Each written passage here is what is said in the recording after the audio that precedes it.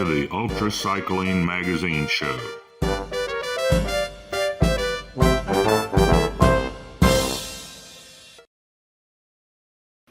Well, hello everyone. Welcome to another great show from the UltraCycling Magazine show. I'm Jim Lawyer, and there's Lee and Loretta. How are we doing, Lee? Good. How are you, Loretta? Good. How are you guys? Doing Glad very to good. welcome Loretta back as a guest host again tonight. It's so fun to be back. Yeah, Yeah, great to have you. job. Thank you. Add some flavor to the show, just besides me and Lee Yeah, being boring. we're so boring.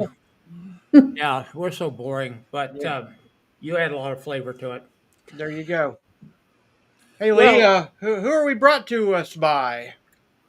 Well, we're here because of all the wonderful people who operate the Race Across America time stations here in Ohio. Time stations 41 in Oxford, 42 in Blanchester, and 43 in Chillicothe. And also by Mike Midium, who puts out the signs along the route. These are wonderful assets. Everybody loves them. And if you can have one of these signs for $10, which allows Mike to put another one back on the road. He loses 100 or more of these every time, and they're a great place to gather signatures, Jim. There you go. And all you guys out there watching, don't forget to follow us and subscribe and ring that bell. It helps us. And share the videos, please. Yeah. We got to put some overlays on those things, Jim. Yes, definitely. So we mess up every time. Hey, we've got another video about World Bicycle Relief. Yep. Albert Sinclair. This is my firstborn son. He's also Albert Sinclair Jr. I'm the field mechanic under World Bicycle Relief.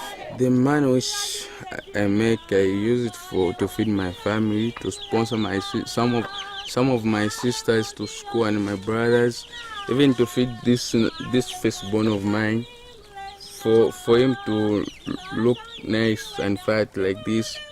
I'm using that money at least to sponsor my family, even to sponsor my wife to school.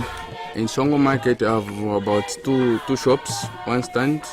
I've even managed at least to employ one of my friends. And we've talked about the wonderful things these Buffalo bikes do for school children, farmers, entrepreneurs, health aid workers in Africa, these wonderful rugged Buffalo bikes. And our program here is to put 10 bikes on the road by the time of my 90th birthday, which will be in July. And a bike is $165. We've had some bikes donated outright, and we thank Shoe Pillinger for a nice donation this week. Mm-hmm. We're 1/4 of the way there to $1,650. And you can make your donation to this program that enables people to enhance their income, to get their education. And this mechanic is making a living working on these bikes, working all kinds of bikes, but he's sponsored by the World Bicycle Relief Program, and he assembles them and keeps them on the road. They don't just throw bikes out there and say, there they are, folks. They actually support them. And $5, $10, and whatever currency you're in, we found out that we will take pounds from Shoe Pillinger. There you go. We'll take zlotys, rupees, wons, yens, you name it. A few dollars or a lot of dollars. Maybe some of you could actually put a whole bike out there. Yeah. A couple of people have. We appreciate that. 10 bikes by my 90th birthday. That's all we're asking. Jim and I never ask anything for ourselves here. Yep. We're just asking to say thank you for what we do by putting a donation toward one of these bikes. Yep. And if we hit 10 bikes, April and I are going to throw 2 more in. Right. Yes. Yeah. So let's get some money out there, folks. so that Definitely. we can tap Jim's wallet. There you go. Well, cool. Let's do the updates and the upcoming races real quick. On the updates, I kind of dropped the ball a little bit because of life happening, but didn't get the chance to look and see if there were any changes. But as of last week, we were 70 total racers in Race Across America, 16 in Race Across the West, and 16 in Race Across the East. And it probably maybe fluctuated one or two over the week, but we'll have it up to date on our next show. Upcoming races. Well, Cold Country Roubaix coming up in 2 weeks. We're going to Yep. talk about that tonight. Definitely. And then we got Calvin's Challenge, May 17th and 18th. And then Joe Lawhorn's 24-hour 12-6 event, Midwest Time Trials, coming up in July. So we look forward to all those. And I think registration may be open for everything still, except for maybe Cold Country. Do you know, Lee? I don't know if it's closed yet or not. Okay. I talked with Joe a couple of days ago, but Mhm. I forgot to ask him about that. It is still open. Okay, It's still good. open. Hmm. So if you want to race, it's a great race, and we'll be talking more about it here shortly. And I think you should know, Loretta, is Calvin still open? Calvin is also still open. Yep. All right. Well, hey, you people around Ohio, here's a chance for you to get on, put your foot in the world of ultracycling if you come and try it. By way of news, I had a phone call. I talked with John Guth today, Okay. Nancy's wife. Yep.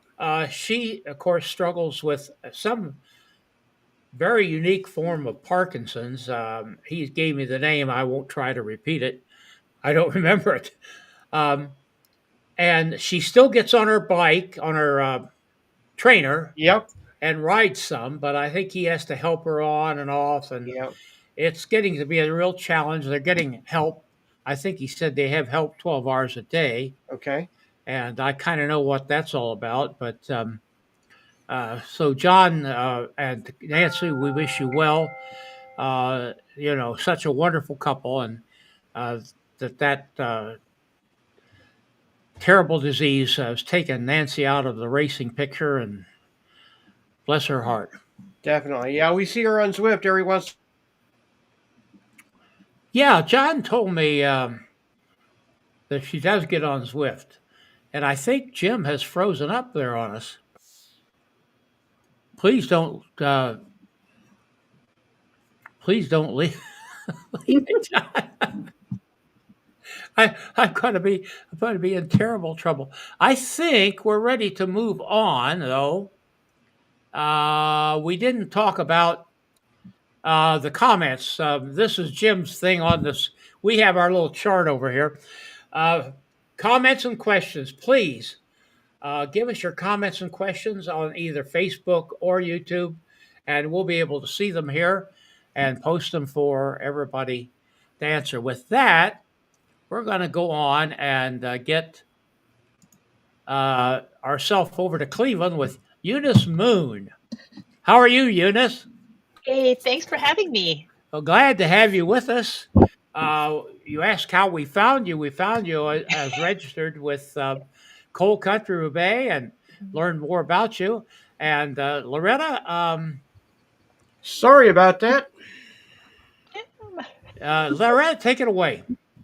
Hi, Eunice. How are you? Hi, Loretta.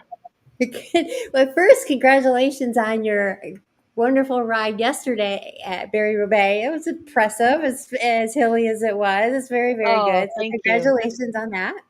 Thank you. So, Just happy to finish. You did a great job.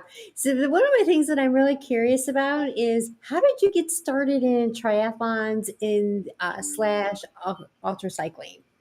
Well, so it was kind of a fluky thing. I was 40 and a couch potato. Didn't do anything, just worked. I played some golf. So that was my primary sport, was golf. And at 40, my kids were finally old enough that I could sneak out and do a 5 a.m. class. And so I started sort of strength class and then some spin classes. My friends saw me doing a couple 5Ks and said, why don't you try a triathlon? And I'm like going, Yes. I don't really swim. I don't have a bike. And they said, well, you can get a bike, and yeah, it's a sprint. It's short. You can do this. Well, so I got bitten by the bug, and I joined the Cleveland Triathlon Club, where people are just doing amazing things. They were doing 100-mile bike rides, and they were doing Ironman races, and I'm like going, wow, can I do this? Can I do that too? And so, it's been many years. My first full season was 2018, and since then, I've done several half Ironmans, and I've done 4 full Ironman distance races, as well as lots of really cool, long distance bike races Sure. and events that, help me get to where I am right now. It's probably my favorite discipline right now. I am learning how to gravel bike, which has been something else altogether. But it's just been a wonderful adventure, learning camaraderie, lots of wonderful people in the community that I've gotten to meet. So it's been just an amazing ride so far. That's really super cool. And that's really super cool that you completed 4 Ironmans. That is uh, kudos in itself. That's really super cool. That's really, I like that. So, can you walk us through a typical training week for you and what does it involve? And more importantly, I know you said you have kids. How do you balance all of that with training and children and your friends and your life outside of exercise? Well, my kids are all grown up now, so that sort of eliminates that from the equation at this point. So Okay, my youngest has graduated college last year, nice. gainfully employed in Southern California, Yeah, and my older one obviously has been graduated, 3 or 4 years before that. So he's also on his own, pretty much. So I still have to balance work and yeah, training. Um, Now I sort of retired from my job last year, and I work 3 days a week as a consultant at the nice. hospital now, which is a much better balance than what I was trying to do, which was 40 plus hours a week of work, including, being on call once a week and then 1 weekend a month, not sleeping during that time, and trying to train for an Ironman was just pretty taxing. Sure. Now, I probably train anywhere between, I would say, about probably 15 hours to, up to probably 24, right before a full Ironman race. That's hours a week, including cycling, swimming at least 3 times a week, strength training at least 3 times a week. Of course, my long rides on Saturday, long runs on Sunday. Um, Oftentimes, I do have double workouts, one in the morning, one after work. So I do have to be really mindful of my time commitments, Sure. especially now that the golf season's coming up, and I, I have friends who golf, and so Yeah. I'm gonna have to somehow sneak that in too, um, which I'm excited about. But I do have to be very, very careful about my time commitments, and being able to be still present for my husband and my older son who lives with us. And so, yeah, but again, as far as balancing social life, um, I tend to be a little bit of a lone wolf in a lot of respects, because of the training and work and trying to fit everything in. That all Most of my training is done by myself at home, um, and when I get to see my friends on those long runs or long bike rides, I mean that's social time for me. That makes it everything that much better. Yeah, but all that time that you put in there and to train, and then you go do these races, it just seems all so worthwhile. Yeah, I mean, isn't that why we do it? I mean, Yeah, because for sure, for we sure. train and stuff so that we can let loose at one of these things and see what we got. And I think that's just the fun part. And I'm getting older, and I think a lot of the people in the community tends to be older because now we have time. We didn't have Yeah. time when the kids were younger, to put all this time and energy into something that we love. And so as we're getting older, we have to be more careful about things like strength training so that we don't get injured. Right. And Indeed. Yeah. it, Sure. it's just part of the whole package. Nutrition becomes that much more important. So you have to be mindful of that. It's like menopause and cholesterol goes up and, things go out the window. It's like, you're trying to live a healthy lifestyle. It all takes work, right? And attention. Indeed, it should. It takes a lot of work, and I think it's important too that we, as athletes, that we find a happy balance. I think that's pretty important. So let me ask you this: what is your favorite event or race, and what makes that special to you? Oh my gosh. Um, I think there's been special races at different parts of my life because of what it represented, Um, Mm, my first century was done at the Bourbon Country Burn. That was amazing. I had never done 100 miles before, and it was 75 miles the same first day, 100 miles day number 2, and like 50 miles day number 3. And I mean, that was epic. I had never done anything like that. And so that was just super special. I got to do it with some really good friends. Um, we ended up collecting some bourbon along the way. It's a really good time. that's I would important. Yeah. I would say that my favorite triathlon race so far has been probably Lake Placid. Yeah. I've been wanting to do that race several times. Got injured, had to defer. Got injured, had surgery, had to cancel, and then third time around, I signed up.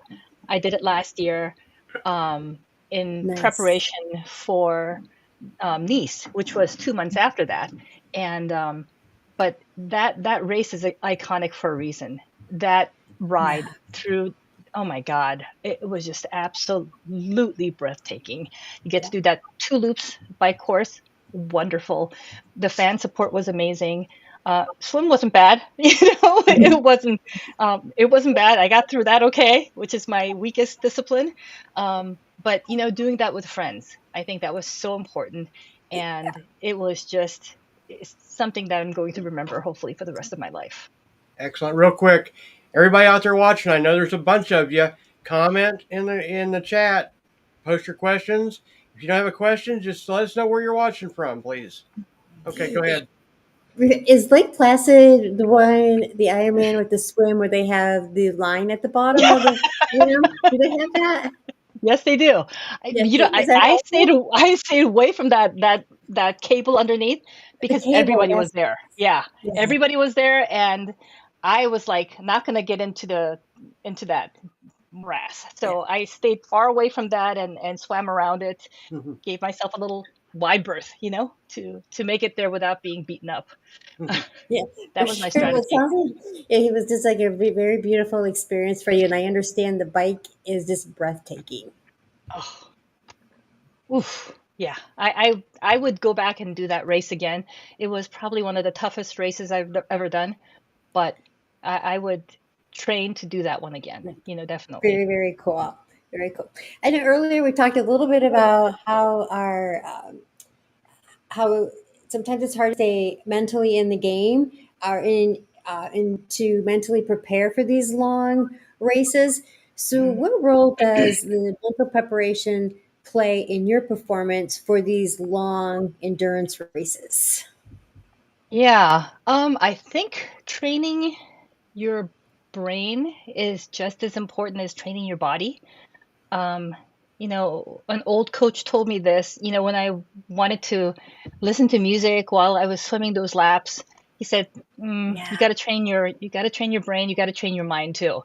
And so at least all my swimming and my running is done without any kind of music or distraction.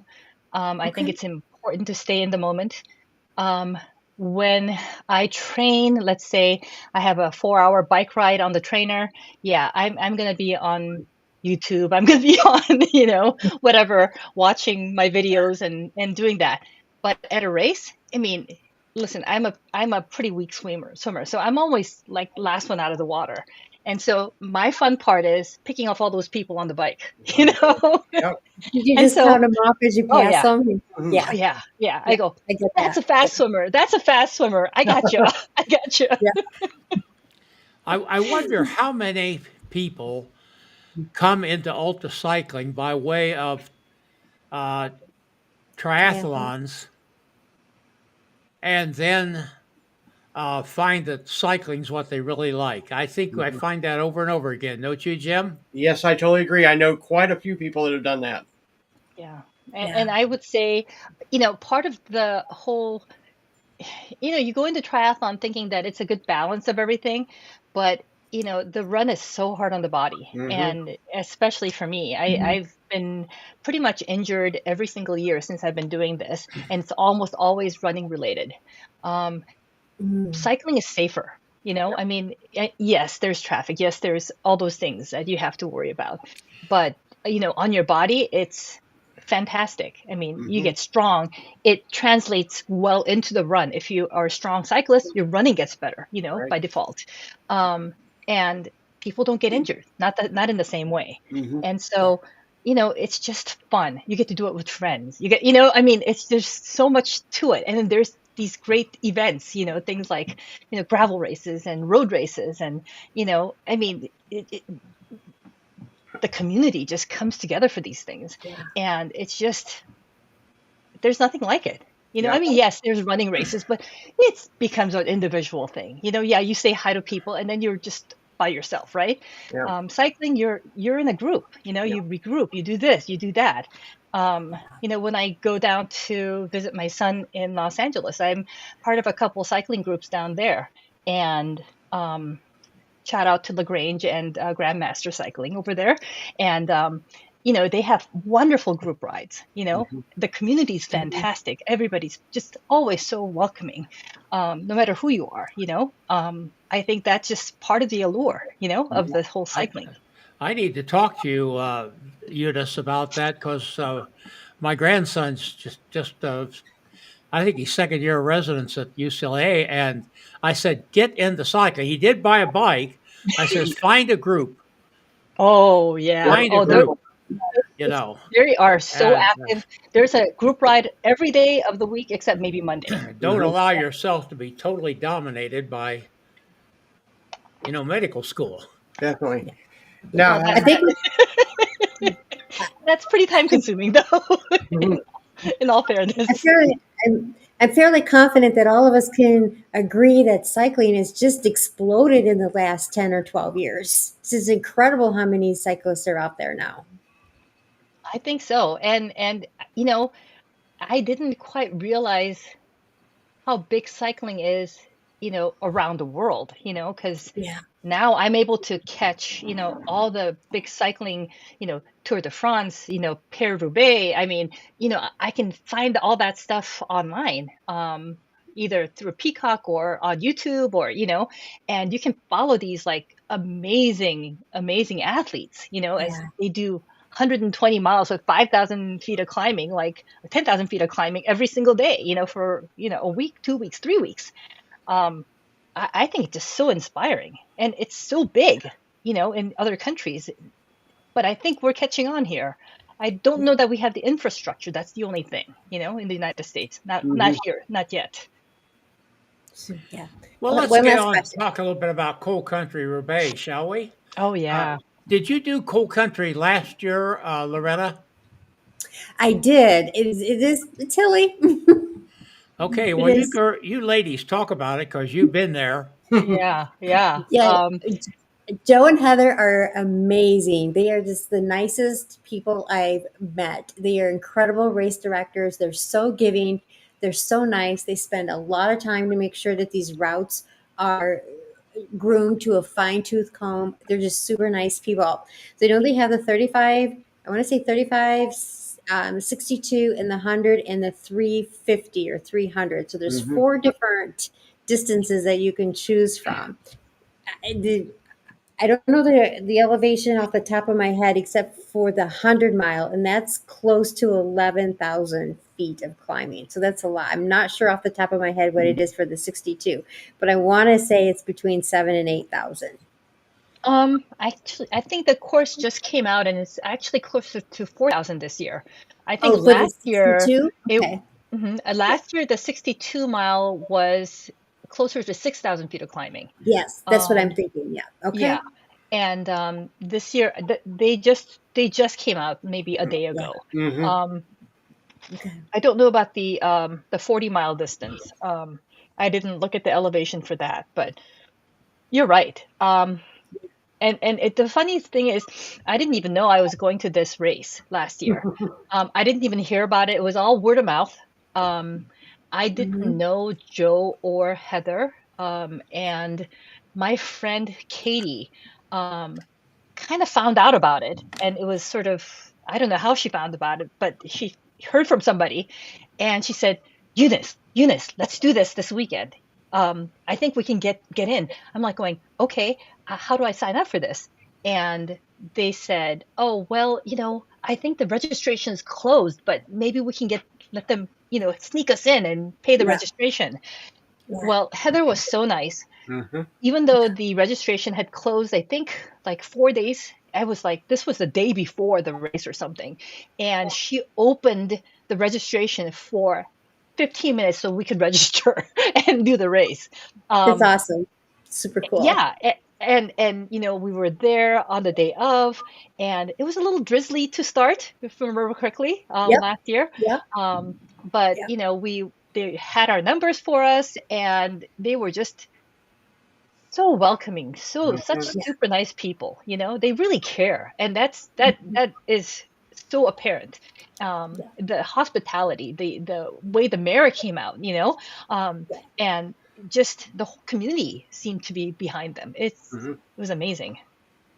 What sticks in my mind is you start at the fairgrounds and we went down that hill into town, Yeah, and then you go up this paved road, and it doesn't seem like this paved road is ever going to end, but it does. Eventually, it oh yeah. does. But I remember starting out climbing. It was like, wow, this is going to be a hilly ride.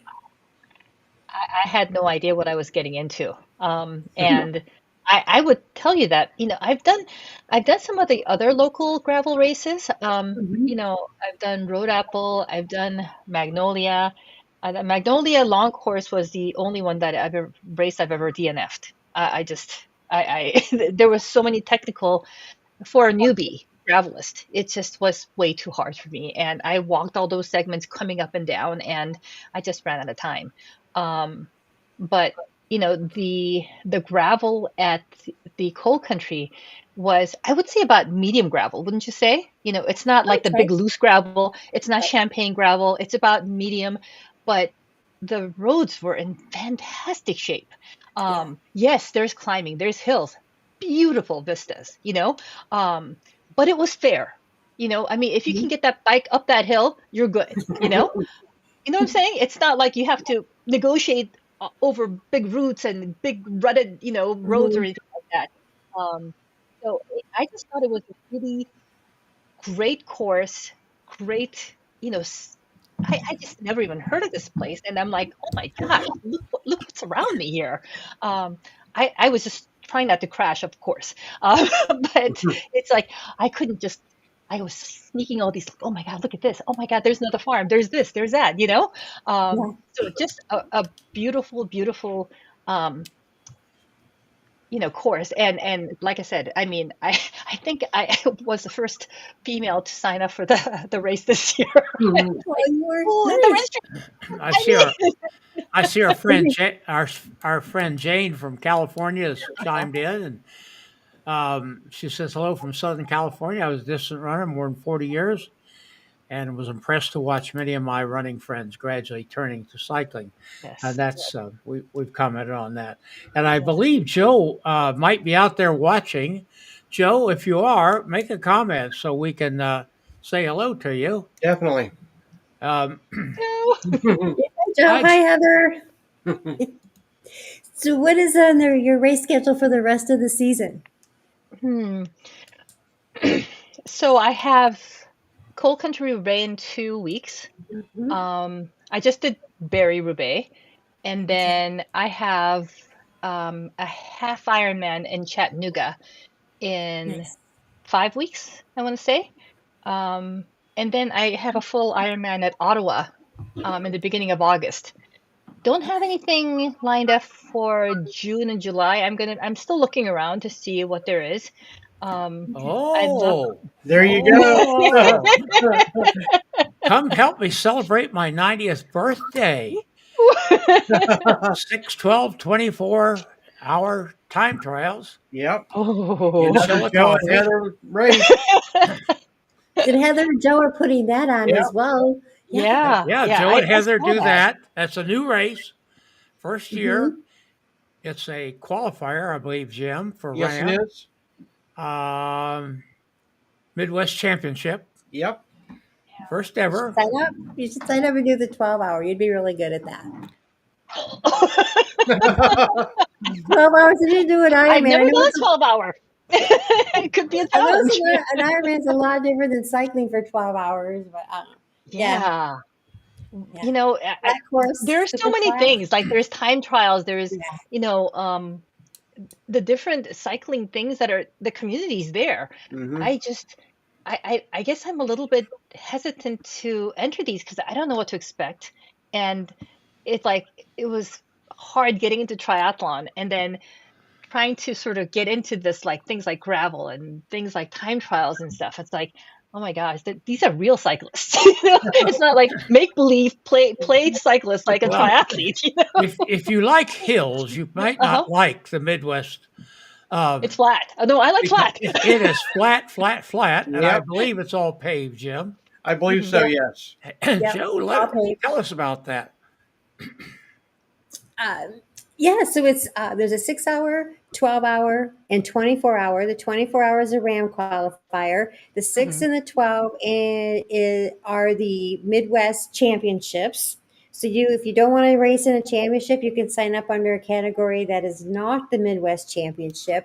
And I believe there is 100-mile, totally flat.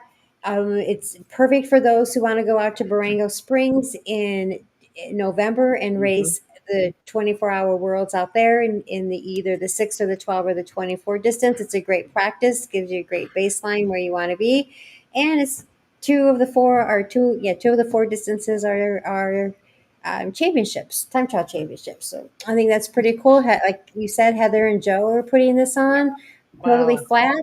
flat, paved, all paved. Are you Yep. signed up? I am signed up. Yep. That's Atta girl.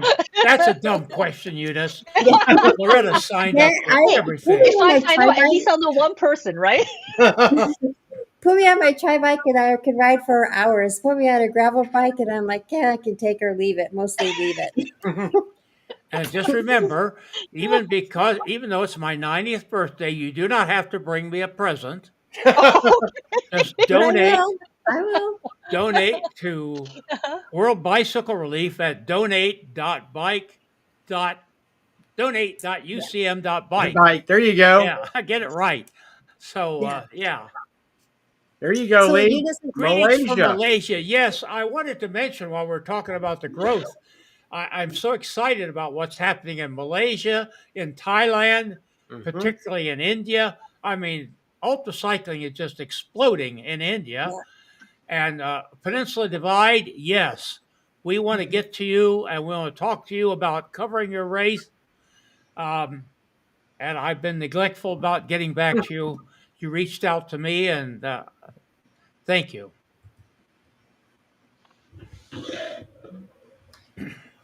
yeah, well, we sure appreciate your input. You've been very insightful. And I have one last quick question for you. So, what advice would you give to someone who is considering taking up triathlons and or ultracycling for the very first time? Do they own a bike? They do. They Um, do. you know what? I think I don't think there's one recipe, to get where you're supposed to go. Mhm. I think there has to you got to figure out what you can give to that, whether you can give, you have 6 hours to give, you have 10 hours to give a week. And then, and then figure out how you're going to get there. What's your goal? If you want to do 100 miles, okay, what is it going to take to get you there? You have to be consistent. I think you have to show up. I think that's part of getting better at anything is you need to have the discipline and a plan, and to be able to execute that.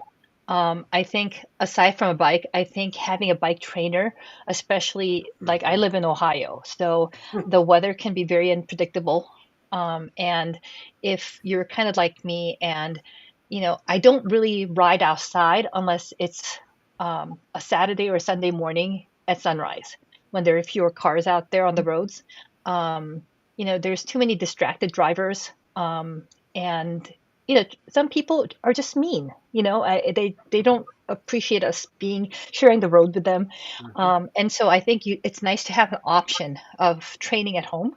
I'm a Zwift girl, so I'm on Zwift quite a bit for my training. I have a coach who helps me with all this stuff. He's wonderful. He's really gotten me to be a much stronger cyclist than he's just taken me up to the next level, and I can't be more grateful. My coach, Aaron Geyser at Indoor IQ, he's wonderful. But he's again, you put in the time, but again, it's got to fit your schedule. You can't do this and, isolate your family. You can't do this and, not show up for your job. Right. And so I think, so everybody's journey is going to be different. You also have to, especially when we get older, like myself, you have to make sure you're recovering appropriately, you're fueling appropriately so that, you're giving your body what it needs. It's not all about weight loss. Everybody's sort of talking about the weight loss and stuff, but you got to feed the body in order to be able to grow in a sport like this, like cycling. And I think that's really important. Indeed. Those are some great tips, and we're so happy to have you on our show tonight. It was very nice of you to join us. Thank you guys for having me. I appreciate it. Thank you. And we thank Heather for posting her comment out there and thanking us for that. And hi, Heather. They do a great job, Joe and Heather both. So do anything you can to help them. Wonderful race. Everybody sign up. There you go. Exactly. You won't regret it. Let's just overflow it. Yep. Lee? Muted. When you left me, Jim, I forgot to watch the flow chart over here that we work on so hard, and I missed next week. In 2 weeks, no show next week. Right. It's Easter. In 2 weeks, we're going to have Ashley Miles on from Halifax, Nova Scotia. Now, you want to talk about a cycling nut. She plans this summer to ride from Point Barrow, Alaska to whatever that is, Ushuaia, Argentina, the most northern city to the most southern city in the Americas, 22,000 kilometers, self-supported. And you'll want to be on that. You'll want to see that show.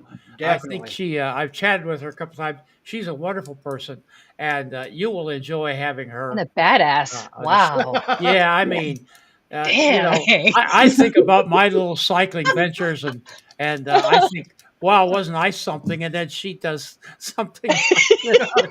What the heck? Oh man. Who cares? Excellent. But yeah, we have her. We have her on in 2 weeks, and be another great show. Heart. Yeah, and don't go away, folks. Have we taken care of all? Did I miss anything else, Jim? I don't think so. I apologize for my little issue I had. That was we'll talk about that off the air. All right, we'll go and find Greg right now. Find Greg, and we'll stay around. Stay here. This is Gregory Zuber, thanking you for watching and sharing.